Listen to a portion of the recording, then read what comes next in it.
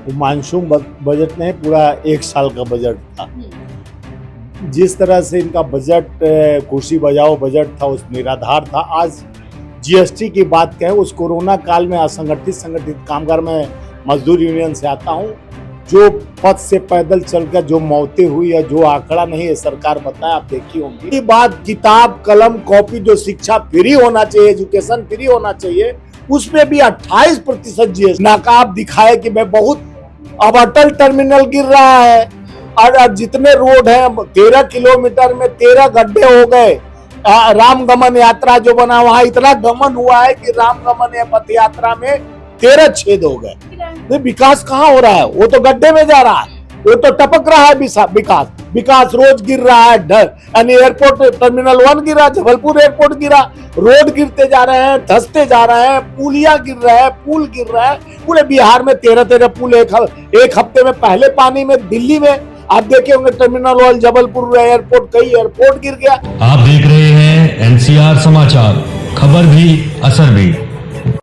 नमस्कार, मैं आपके साथ रितेशना मंगवाना और आप देख रहे हैं एनसीआर समाचार। लगातार इंडिया ब्लॉक संसद परिसर में जीएसटी को वापस लेने की मांग कर रहा है। इसको लेकर एक बड़ा सा धरना प्रदर्शन संसद में हो रहा है। जिस तरीके से सत्ता पक्ष ने बीमा और दवाइयों पर जीएसटी लगाई है, इन पर जो विपक्ष है वो चाहता है कि इस जीएसटी को वापस लिया जाए। हमारे साथ इसी मुद्दे पर बातचीत करने के लिए स्वामीनाथ जायसवाल हैं, सीधन से जुड़ेंगे। इनका क्या कहना है, प्रतिक्रिया क्या है इनकी? स्वामी जी, क्या प्रतिक्रिया आपकी? जिस तरीके से बजट आया, मॉनसून बजट आया, निर्मला सीतारमण ने बजट पेश किया और फिर जीएसटी लग गई है बीमा पर और दवाइयों पर, क्या कहना चाहते हैं? वो मानसून बजट नहीं, पूरा एक साल का बजट था। जिस तरह से इनका बजट कुर्सी बजाओ बजट था, उस निराधार था। आज जीएसटी की बात कहें, उस कोरोना काल में असंगठित संगठित कामगार में मजदूर यूनियन से आता हूं। जो पथ से पैदल चलकर जो मौतें हुई है, जो आंकड़ा नहीं है सरकार बताए, आप देखी होंगी। जीएसटी के कारण 3300 फैक्ट्रियां बंद हो गया, आज तक खुल नहीं पाया, इसलिए कि इन्होंने जीएसटी इतना ठोक दिया कि बेचारे के पास अपना फैक्ट्री बंद करने के अलावा कुछ नहीं बचा, जिसके वजह से हमारे जो असंगठित जो मजदूर थे और पलायन करने की स्थिति में, आज बेरोजगारी में कितने की मौतें और कई लोग फांसी लगाने के लिए मजबूर हो गए। दूसरा बात की जो दवाई और बीमा पर जीएसटी नहीं, कफन तक पर जीएसटी लगाती है सरकार। बीच में गंगा जल पर भी, जो गंगा मां ने मुझे बुलाया कहने वाला 12% गंगा जल पर भी जीएसटी लगा, वो तो हम लोग प्रोटेस्ट करके उसको आगे बढ़ाए तो हटाया गया। और रही कफन कोयला, मेरे यार बार बार आता है प्रेस वाला, तो मैं बोला कि भाई बड़ी रेट बढ़ा दे, क्या बात है? तो बोला सर मैं कोयले पर भी जीएसटी देना पड़ता है।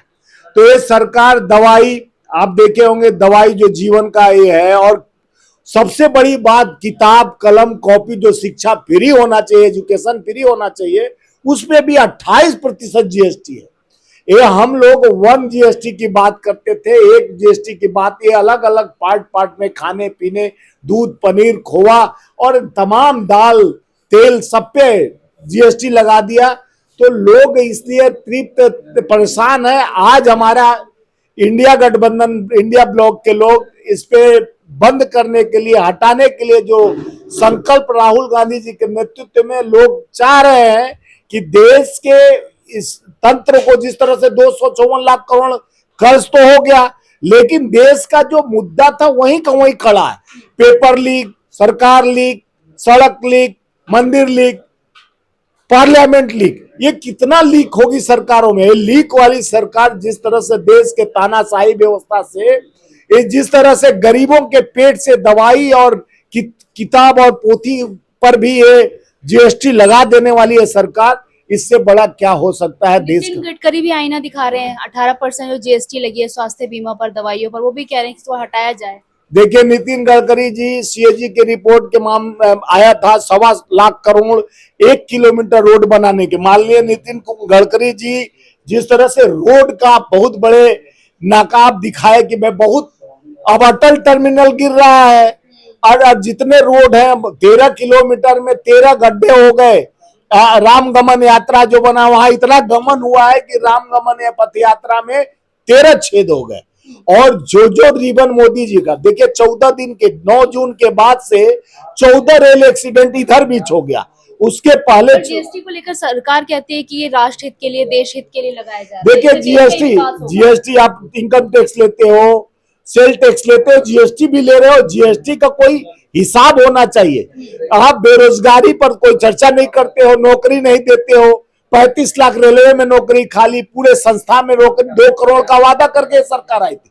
तो जीएसटी बढ़ा रहे तो विकास कहाँ है? विकास का एजेंडा, जीएसटी बढ़ा के हमारा खून चूसोगे और 18 लाख करोड़ अपने पूंजीपति साथियों को दे दोगे, यानी हमारे पैसे को। जीडीपी तो लगातार बढ़ रही है ना, विकास तो हो ही रहा है। नहीं, विकास कहाँ हो रहा है? वो तो गड्ढे में जा रहा है, वो तो टपक रहा है विकास रोज गिर रहा है। यानी एयरपोर्ट टर्मिनल 1 गिरा, जबलपुर एयरपोर्ट गिरा, रोड गिरते जा रहे हैं, धंसते जा रहे हैं, पुलिया गिर रहा है, पुल गिर रहा है।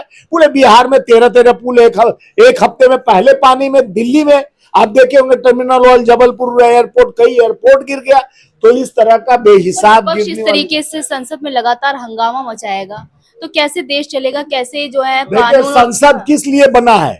लोगों को मुद्दा, श्रमिक, किसान, मजदूर, आम आवाम, व्यापारी, सबका समानता से व्यवस्था बनाने के लिए बना है। खाली आप किस तरह देखिए, यही संसद भवन बना। जब पहले ट्रिप में बना तो संसद भवन बनते ही एक सांसद को मियां टिया और कटुआ कह के संबोधित किया गया।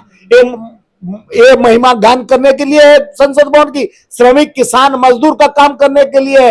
आम आवाम से वोट लेकर आते हो, दो भाइयों बहनों 2 करोड़ नौकरी 15 लाख खाते में आएगा, है संविधान की रक्षा करेंगे। तो वहां जाते भूल जाते हो। वहां पे जातिगत जो है जनगणना की बात हमारे नेता राहुल गांधी जी कहते हैं, वहां पर तुम क्या कहते हो कि राहुल जी का जात, एक शहीद का जात पूछा जाता है। शहीद के बेटे जिसका इस देश के रक्त, मट्टी में रक्त सना हुआ है, माता का और उनके दादी जी का, वो शहीद का कोई जात नहीं होता। शहीद तो शहादत दिए हुए राजीव जी, और शहीद के बेटे से पूछा जाता है कि आपकी जात। वो जाति जनगणना इसलिए कि जिसकी हिस्सेदारी। राहुल गांधी भी तो पूछते हैं ना, पत्रकारों की जाति पूछते हैं, सैनिकों की। ये बात ही नहीं पूछते, बताते हैं कि जिस तरह से समानता का अधिकार होना चाहिए, पिछड़ों और SC ST OBC का जितना व्यवस्था, जैसे अधिकार की बात करते हैं, जिसकी जितनी हिस्सेदारी है उनकी भागीदारी होनी चाहिए। लेकिन हिस्सेदारी तो होती है, भागीदारी नहीं मिलती है। उस पे प्रारूप खड़ा करते हैं। सवाल इसलिए संसद में खड़ा होके कहते हैं, क्यों? आप देखे होंगे हमारा LOP बनने के बाद 1 घंटा 40 मिनट में हमारे देश के नायक जो लोकतंत्र को न्याय यात्रा के तहत जोड़ने का काम, एक धागे में पिरोने का काम किए, उन्होंने स्टैंडिंग ओवेशन करा दिया। प्रधानमंत्री ठाकुर ने ये नहीं कहा ना कि वो राहुल गांधी को बोल रहे हैं। 2 बार प्रधानमंत्री खड़ा होता है, 3 बार अमित शाह खड़े होते हैं, गृह मंत्री और रक्षा मंत्री 3 बार खड़े होते हैं, कृषि मंत्री। कोई मंत्रिमंडल नहीं है जिनको हिलाकर, प्रधानमंत्री से लेकर सारा मंत्रिमंडल को हिला दिए राहुल गांधी जी। 1 घंटा 40 मिनट के स्पीच में उन्होंने क्या बात रखा? 7 साल में 70 बार पेपर लीक, जो बच्चों के 25 लाख से लेकर 2 करोड़ बच्चों के भविष्य से खेला जा रहा है। भ्रम फैला रहे हैं संसद में। कौन भ्रम फैला रहा है? राहुल गांधी। ये भ्रम फैलाने की बात आपका बात कर रहे हैं, महिला की सुरक्षा की बात कर रहे हैं, जो महिलाओं को निरंतर उत्तर प्रदेश कहते हैं बहुत बड़ा लैंड एंड ऑर्डर बहुत अच्छा चल रहा है, जहां यानी क्राइम रिपोर्ट देखिए उठा के, जो महिला सुरक्षा की बात करते हैं, बेटी बचाओ बेटी पढ़ाओ, कभी कहते हैं बेटी बचाओ बेटी पटाओ, कभी लकड़ी को लड़की कहते हैं। इनकी जनभावना को बताओ। उत्तर प्रदेश में बनारस से जहां से जीत के आते हैं प्रधानमंत्री, इनके IIT के छात्र नेता, सुनिए ना, IIT के संबित पात्रा ये बोल रहे हैं कि मम्मी मेरे से जाति पूछ ली है, राहुल गांधी को। देखिए, संबित पात्रा का तो बाप मोदी जी है। आप मोदी जी खुद ही कहते हैं कि मैं बायोलॉजिकल नहीं हूं, मैं नॉन बायोलॉजिकल हूं। पहले मोदी जी से जात पूछो कि आप कौन सा जात हो। आप तो अवतारी हो, अवतार में कौन जात लिए हो? जब अवतारी हो, अवतार ले लिए हो, अपने को भगवान साबित कर रहे हैं, तो ऐसे लोग का जात पात पूछना चाहिए ना। हम जात पात नहीं पूछते हैं, हम जाति जनगणना कराने के लिए हम देश के आम आवाम की हिस्सेदारी और भागीदारी की बात करते हैं। हम लोकतंत्र संविधान के तहत पूछना चाहते हैं, बताना चाहते हैं कि हम जिस तरह से हम जीत के आते हैं, हम संविधान के मुख्य धाराओं का शपथ लेते हैं कि हम आम आवाम को सुकून देंगे। सवाल ये है, राहुल गांधी यानी कांग्रेस की जहां जहां सरकार है वहां जाति जनगणना अभी तक नहीं हुई, और बिहार में नीतीश कुमार करा चुके। बिहार में कैसे जनता बिहार में जाति जनगणना कब हुई? हम लोग सरकार में सम्मिलित थे